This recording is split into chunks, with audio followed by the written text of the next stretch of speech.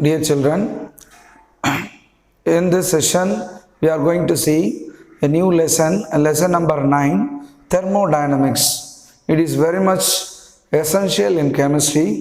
So இந்த lesson வந்து பார்த்தீங்கன்னா ரொம்ப important அப்படின்னு நம்ம சொல்கிறோம். சரிங்களா? There are several laws we are going to discuss from this lesson. It is very interesting. Right? Thermodynamics. Thermo means heat. Dynamics means flow. அப்போது flow of heat இதை பற்றி தான் படிக்கிறோம். நம்ம ஒரு சிஸ்டத்துக்குள்ளே ஹீட்டை நம்ம வந்து ஃப்ளோ ஆனோம் அப்படின்னா ஹீட்டால் நடைபெறக்கூடிய செயல்முறைகளை பற்றி தான் நம்ம பார்க்குறோம். அதுதான் தெர்மோடைனமிக்ஸ், வெப்ப இயக்கவியல் அப்படின்னு நம்ம சொல்கிறோம். Okay, right. What are all the learning objectives from this lesson? After completing this lesson we are going to study, we are going to learn என்ன அப்படின்னா distinguish between system and surrounding. சிஸ்டம்னா என்ன, சரௌண்டிங்னா என்ன அப்படின்றத பார்க்க போகிறோம். அடுத்தது வந்து define closed, open and isolated system. There are different types of system. அதாவது closed system, open system and then isolated system. That's we are going to learn. Then state and path function and then difference between state and path function. State function na enna, path function na enna அப்படின்றத நம்ம பார்க்க போகிறோம். Next relation between internal energy, work and heat. அதாவது அக ஆற்றல், internal energy. If any system can associate with some kind of energy, that is called internal energy அப்படி நம்ம சொல்கிறோம். அடுத்தது என்னன்னா ஒர்க், அதாவது internal energy, work and then heat. இதுக்கெல்லாம் உள்ள டிஃப்ரென்சஸ், அதனுடைய லிங்க் நம்ம பார்க்குறோம். அடுத்தது state four laws of thermodynamics. There are 4 laws of thermodynamics. What are all that? Zeroth law of thermodynamics அப்படின்னு சொல்கிறோம். zeroth law of thermodynamics எதை சொல்லுது? thermal equilibrium with themselves அப்படின்னு சொல்கிறது. zeroth law of thermodynamics, first law of thermodynamics and then second law of thermodynamics, then one more advanced law, that is third law of thermodynamics. First law of thermodynamics, zeroth law of thermodynamics எதை சொல்லுது அப்படின்னு பார்த்தீங்கன்னா thermal equilibrium themselves. There are 3 systems,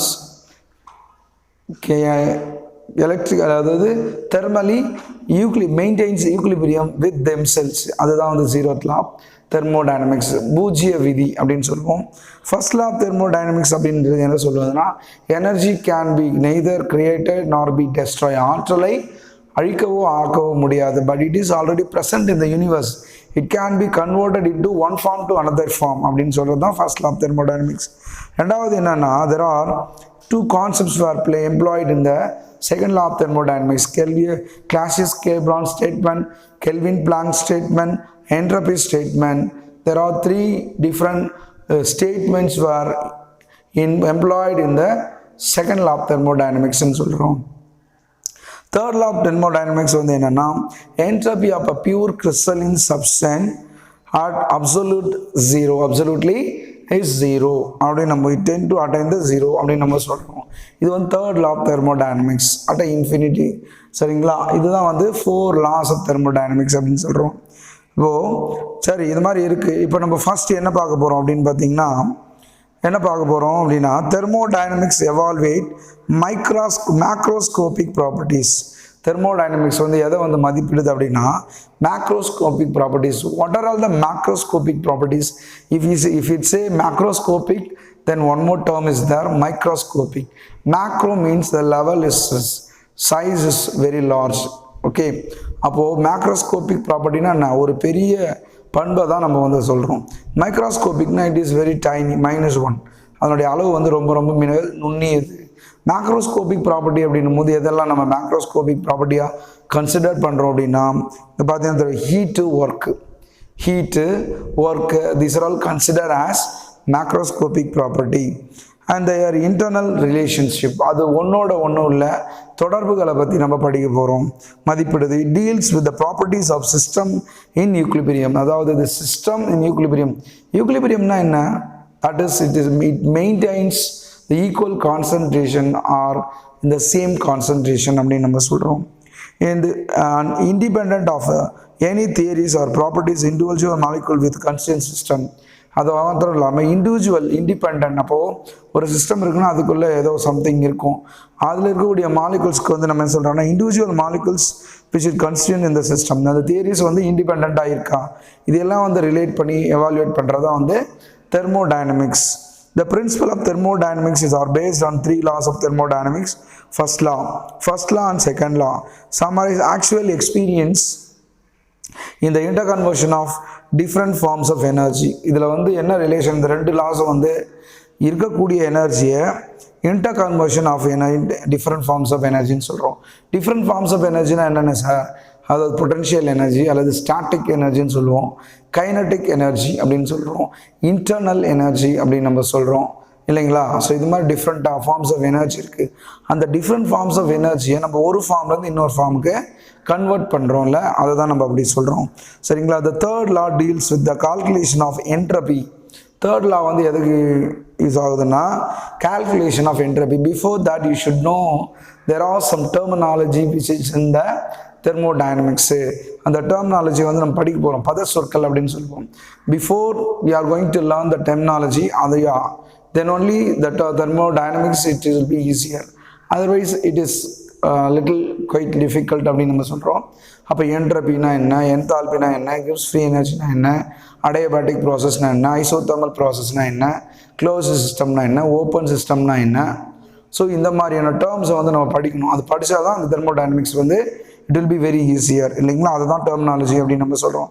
thermodynamics அதாவது calculation of entropy அந்த அன்அட்டைனபிலிட்டி of absolute zero kelvin. அதாவது என்ட்ரபியை calculate பண்ணுறோம். அப்போ calculate பண்ணும்போது என்ன சொல்கிறாங்க அப்படின்னா அந்த 0 கெல்வினை அட்டைன் பண்ண முடியாத சுச்சுவேஷன், அதை நம்ம மெஷர் பண்ணுறோம். ஏன் அப்படின்றது இப்போ தேர்ட் லா ஆஃப் தெர்மோடைனமிக்ஸ் சொன்னோம் இல்லைங்களா. பியூர் கிறிஸ்டலின் சாலிட்க்கு வந்து எப்படி இருக்குன்னா அட் அப்சல்யூட் ஜீரோ வந்து அட்டைன் பண்ணது கஷ்டம், அண்ட் இன்ஃபினிட்டி.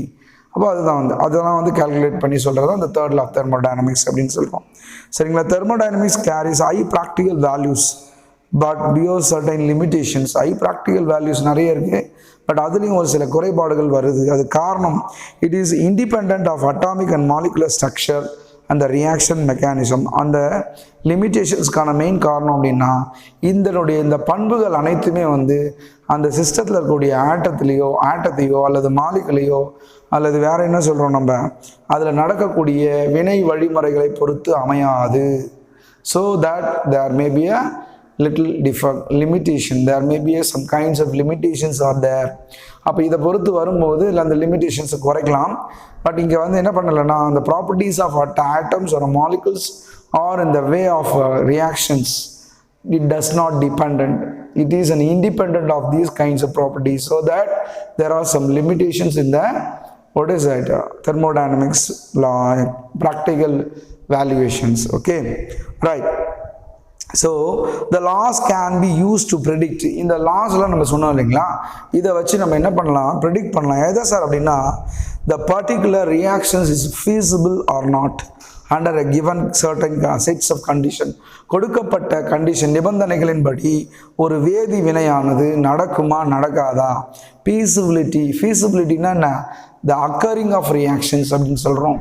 அப்போ ஒரு வினை வந்து நடக்குமா நடக்காதா அப்படின்றத நம்மளால் என்ன பண்ண முடியும், we can predict, நம்மளால் நிர்ணயிக்க முடியும் அப்படின்ட்டு சொல்கிறோம் சரிங்களா. But they cannot give the rate at which the reaction takes place.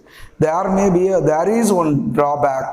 என்ன சார் ட்ராபேக்கு, நம்ம இந்த லாஸை வச்சுட்டு ஒரு செட்ஸ் ஆஃப் கண்டிஷனில் ஒரு reaction whether the reaction occurs or not we can predict, but how fast the reaction will occurs.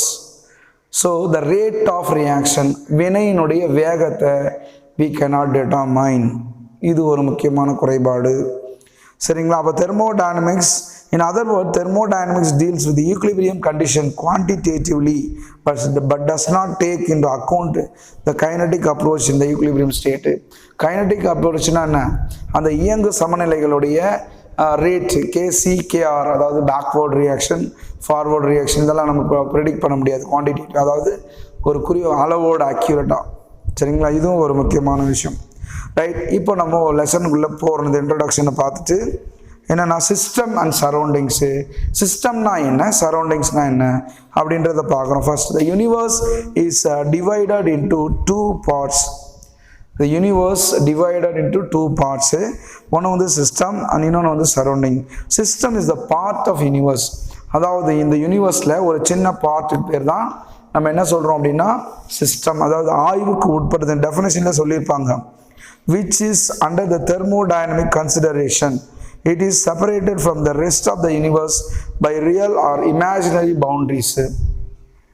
By real or imaginary boundaries. ரியல்னா என்ன, ஒரு உண்மையாகவோ அல்லது கற்பனையாகவோ என்ன பண்ணுறோம் அப்படின்னா இந்த யூனிவர்ஸில் the universe can be divided into two parts, that is system, then another one is surroundings. அப்போ system அப்படின்றது என்னென்னா அண்டர் த தெர்மோடைனமிக் கன்சிடரேஷன், நம்ம ஒரு குறிப்பிட்ட பகுதி எடுத்து அந்த தெர்மோடைனமிக் ஆய்வுக்கு உட்படுத்துகிறோம் அப்படின்னா அதுக்கு பேர் தான் சிஸ்டம். அப்போ அதுலேருந்து ரெஸ்ட் ஏரியாஸை நம்ம என்னன்னு சொல்கிறோம், சரௌண்டிங்ஸ் அப்படின்னு சொல்கிறோம். அப்போ there may be a limit, there may be a boundary between the system and surroundings. Let me see the blackboard. See, right, this is the surrounding. இது வந்து பார்த்தீங்கன்னா let us consider இது வந்து நம்ம என்ன சொல்கிறோம் அப்படின்னா சரௌண்டிங்ஸ். இந்த சரௌண்டிங்ஸ்குள்ளே ஒரு குறிப்பிட்ட பார்ட் தான் வந்து சிஸ்டம் அப்படின்னு நம்ம சொல்கிறோம். இது பார்த்தீங்கன்னா இந்த சிஸ்டத்துக்கும் இந்த சரௌண்டிங்ஸ்க்கும் இடைப்பட்ட தூரத்தை தான் நம்ம என்னன்னு சொல்கிறோம், we can describe boundary, எல்லை அப்படின்னு நம்ம சொல்கிறோம். இப்போ இங்கே பார்த்தீங்கன்னா தெரியும் இது இப்போ இதுதான் வந்து பார்த்தீங்கன்னா let us consider this is universe. இதுதான் வந்து ஒரு அண்டம், யூனிவர்ஸ்னால் பேரண்டம் அப்படின்னு சொல்கிறோம். இதுக்குள்ளே பார்த்தீங்கன்னா சுற்றி இருக்கிறது யூனிவர்ஸ், அதாவது சரௌண்டிங்ஸ், சுற்றுச்சூழல்னு சொல்கிறோம். அதுக்குள்ளே ஒரு சின்ன போர்ஷன் தான் வந்து சிஸ்டம். அப்போது இந்த சிஸ்டத்துக்கும் இந்த சரௌண்டிங்க்கும் இடைப்பட்டது தான் ரியல் ஆர் இமேஜினரி பவுண்ட்ரிஸ், எல்லைகள் நம்மளா பிரிச்சுக்கிறோம், அதுதான். சரிங்களா, right.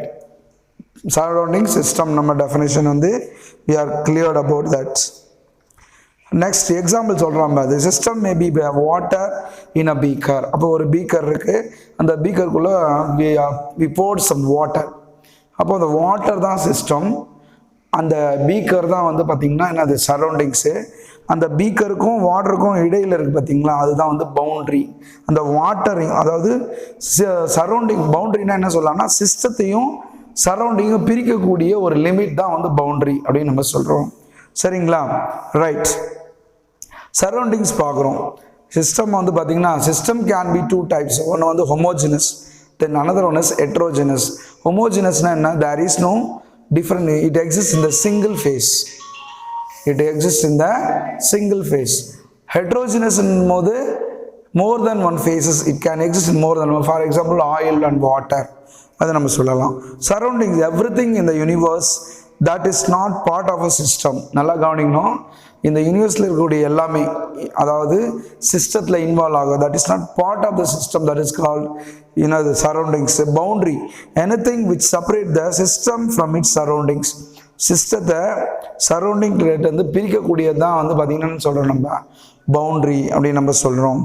Okay, in the later classes we are going to discuss types of system. Okay, right, throughout the session about thermodynamics இங்கேயே நான் உனக்கு 4 லாஸ் சொல்லிட்டேன், ரைட். அதுக்கப்புறம் நம்ம வந்து என்ன பார்த்துருக்கோம், சிஸ்டம் சரௌண்டிங் பார்த்துருக்கோம். What are all the principal where employed in the thermodynamics எதை டீல் பண்ணுது, everything I have explain thoroughly. Okay, you have to revise properly, otherwise let me discuss types of system in the next session. Thank you.